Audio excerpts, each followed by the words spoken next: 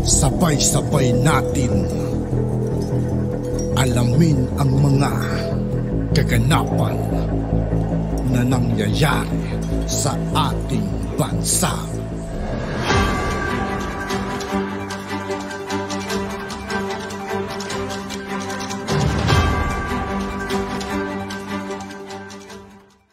Yo, what's up mga kaibigan? This is I2K po again. Ngayon nandito ulit tayo sa channel ni Banat Kabayan TV. Dito naman ulit tayo magbibigay ng komento at reaksyon. Kaya samahan nyo ako guys. Let's go!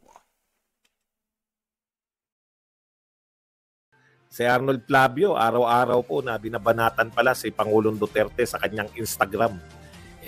Alam naman natin, paborito po natin i-topic yan si Flavio dahil may pambira tayo dyan, no? Alam niyo, malupit to si Arnold Flavio. Una ito yung una niya sinabi, no?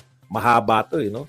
Pero sa madaling salita, ito ang kanyang, yung sa huli na tayo. Sinabi niya na pinagbibintangan ka, President BBM, pinagbibintangan ka ni Duterte, na ikaw ay, yun nga, addict. May addict tayong Pangulo. Ito ang sabi ni Flavio, sabay, mahaba eh. Sa madaling salita, sinasabi niya na pinagbibintangan ka ni PRRD. Ba? Sabi niya, bilang presidente, karapatan mong ipagtanggol ang sarili mo sa maling okasyon at panahon ng seryosohin sa Pilipinas ang kaso ng paninirang puri. Wala nang immunity from suit ang dating Pangulo at sa korte na niya patunayan ang totoong kanyang paratang. Walang personalan. Intindi? Walang personalan. Alam mo, matagal mo nang pinipersonal yung mga Duterte. Flavio. No? Magtapatan na tayo, Flavio. Wala rin personalan, pero manyak ka. Ano ang tawag mo sa pumatol sa minor de edad na pinababantayan sa iyo ng GMA7? Ito po, galing po to ito po ay galing kay Sara Balabagan. Teenager si Sara Balabagan. Inassign ng GMA si Flavio para, alam niyo yun, tulungan. Si Sara Balabagan, kwento nga ni Sara, syempre, inosente ko eh. Tapos eto si Flavio, pinapasyal siya, pinapanood na sine. Alam niyo yun, yung tagpong ganun. Grooming, di ba? Ngayon, may termino na dyan. Grooming. Pero nung araw, ang tawag lang natin dyan, bantay sa lakay. Yan muna ipaliwanag mo, Flavio. Nakikialam ka pa.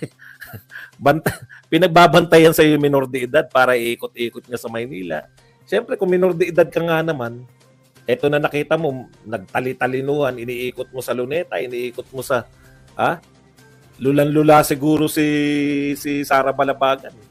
Ayun, inanakan. Opo, minor siya noon. Kaya hindi po pwedeng, kita mo, kahit sabihan mo yan ng manyak siya.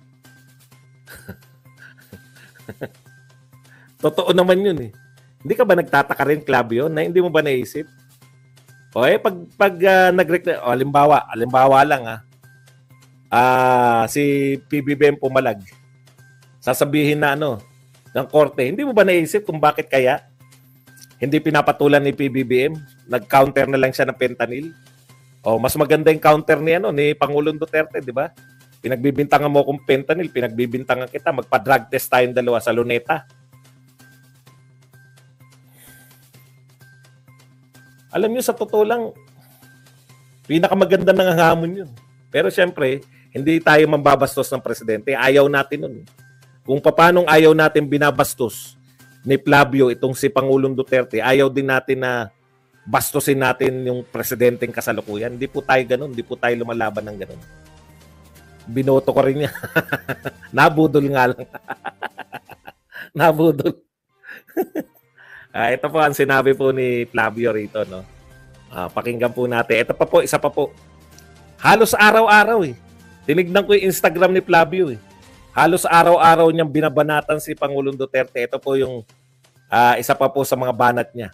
Ito ang hindi nakakatawa. Kapag pinayagan na ni BBM ang International Criminal Court sa bansa, dalawa lang ang mangyayari. May iiyak at wag naman sana may magtatangkang magpakamatay. Hindi, no? May iiyak. Sino kaya kay Bato at kay Pangulong Duterte? At yung isa daw magpapakamatay. Magtatangka magpakamatay. Antindi mo, Flavio, ikaw kaya? Sinabihan ka na ng manyak ng buong Pilipinas. Makapal ang hiya mo. Kayo rin sa GMA7. Makapal din ang hiya nyo. Yung anchor nyo, laban kayo ng laban, pero yung anchor nyo, manyak.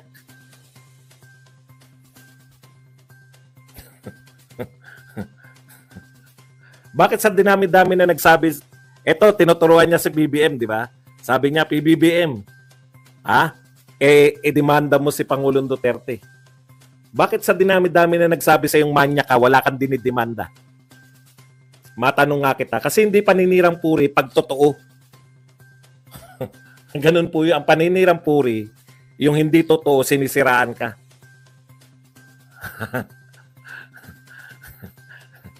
Ang dami na nagsabi sa yung manyak ka, wala kang dinimanda di ba? O bakit?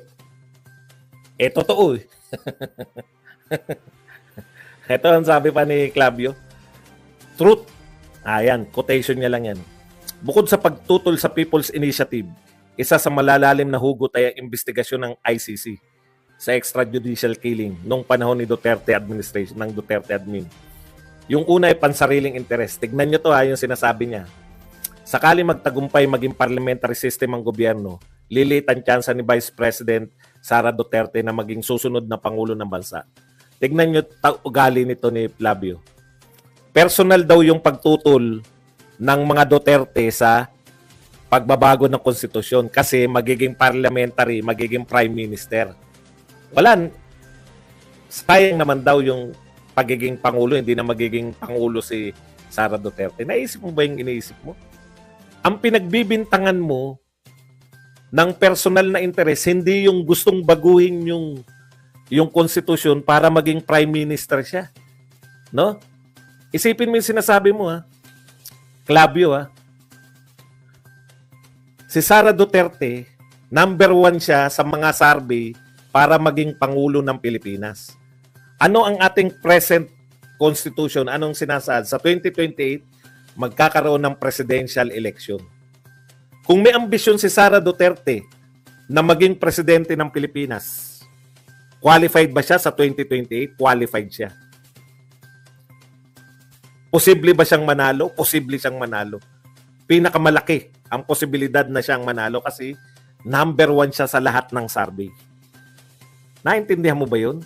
Ngayon, mayroong hindi mananalo pag tumakbong presidente. Dahil 0.8 lang. Huwag na tayo magkunwarian, Flavio. 0.8 lang, si Martin Romualdez.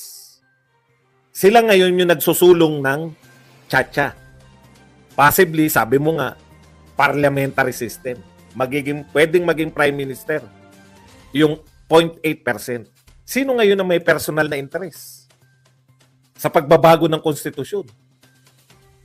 Alam mo, Flavio, matatalino ng mga tao ngayon kasi may mga matatalinong vlogger.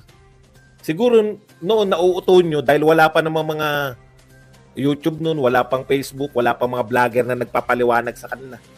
Si Sara Duterte pa ang may personal interest, kaya niya tinututulan. Utot mo. Ang may personal interest, yung nagsusulong, hindi yung tumututol. Bugokis ka pala eh.